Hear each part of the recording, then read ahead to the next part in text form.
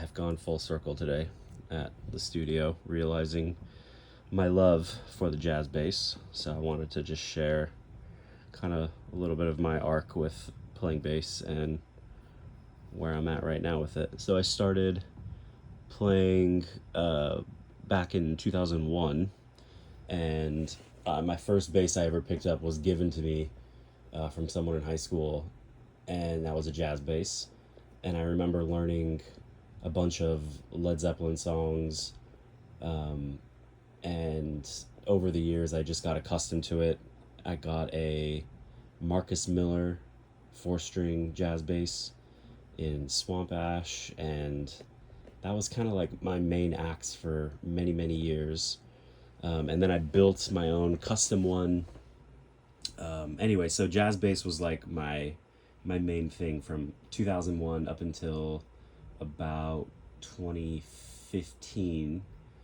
And then in 2014 I was always curious about P basses, and I bought my first one, which is actually this one right here. It's an American Vintage Series. It's a 2013 model, and this was, I started kind of noticing like how much these two basses are different and how, like, what completely different worlds they live in. Obviously bass players know P bass is extremely mid focused, and it has this, I mean, there's a reason it's the most like recorded bass in history, right? It's just super immediate. It has such a growl to it, a warm mid-range bump, and it just cuts through almost anything. And I think I just got massively addicted to it. And the neck is a lot wider, and obviously the famous split pickups. It just lends itself to writing different bass parts. And so I was doing both for a while, and I had a few songs that came out with my old band, Eyes on the Shore, and a few of the songs that did really well were actually written on this bass here. And then I just kind of swapped between the two for a while, and then I took a massive break from bass and I started playing these guys. Got really into production, making beats, and synthesizers like took over my life in around 2017 is when I got really into it. I was also teaching myself like piano and got really into learning about just chords and songwriting and learning just harmony and expanding my ear. And so came I took a break from writing songs on bass for a little while, and then I got really back into it. As things kind of go with musicians, we tend to search through different places for inspiration, and I got myself this beauty right here. I don't remember when I actually bought it. I think I bought it when I had originally moved to LA with my wife, and we got a place, and I got myself a nice bass. And so I started really going heavy on writing on bass again. And I think this is a 2020. I'm not quite sure, but it's the American vintage, or it's like an American 60s vintage specific series. I've had a bunch of people on Instagram hit me up and ask me which model this is, and it's completely stock except for the addition of a high density bridge or high mass bridge, which I have on all of my basses. So yeah, I wrote so many songs on this, and it's been amazing. Like, I play with fingers and I play with a pick. I kind of play like guitar and bass on my bass guitars, and it sounds amazing. And I got so comfortable on this bass. Obviously all the stuff from the 60s is a huge inspiration to me, and Radiohead is a massive influence on me as well. Colin Greenwood, obviously.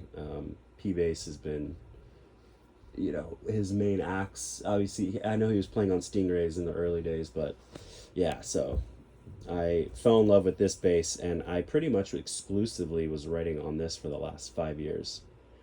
And then I had actually given my original jazz bass that I built in 2007. I had this bass. It was a Sunburst bass. I gave it away to a kid actually who was trying to learn, and they knew my old band, and they were really trying to learn bass, and I just gave it away to them, and then I had no jazz bass, and so I forgot about it. And then in 2023, I believe, in the winter, I just was getting more curious about getting back into some of the really melodic stuff that I love to write. And I bought myself this beauty right here. It's an American vintage bass, the same era as this. So this was the American vintage line from 2013. So this is a 2013 American vintage. And what I love about all of these basses is they have that vintage nitrocellus lacquer. I think that's what it's called and how you pronounce it.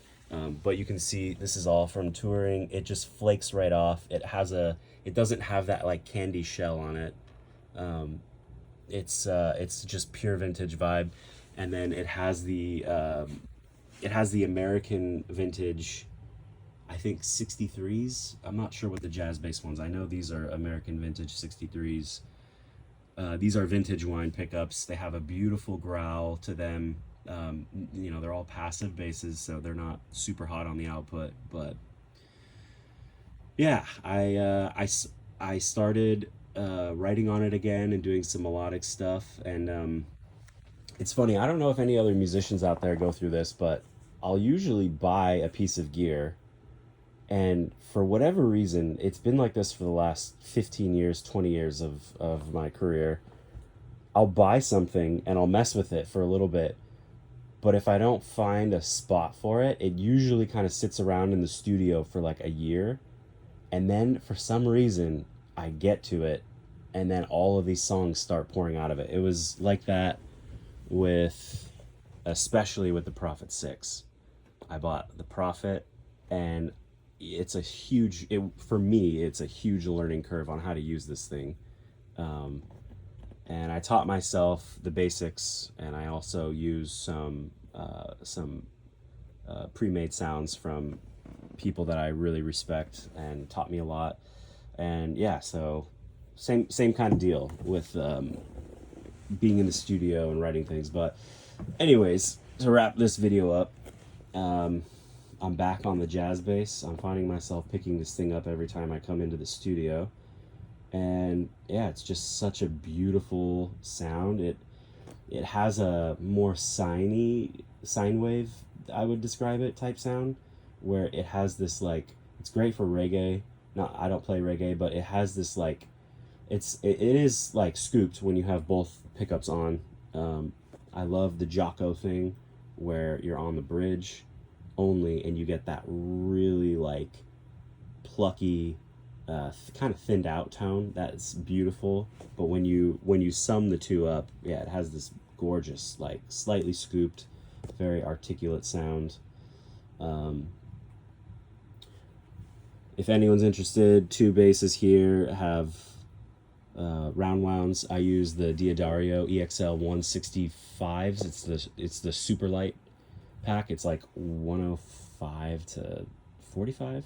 That's these two here. I've used those strings for the last 10 years. And then this is my flat wound bass. It has the Tomastics, and they sound pretty solid. Let's see, gear. This will be another video. And this bad boy right here. Signing out.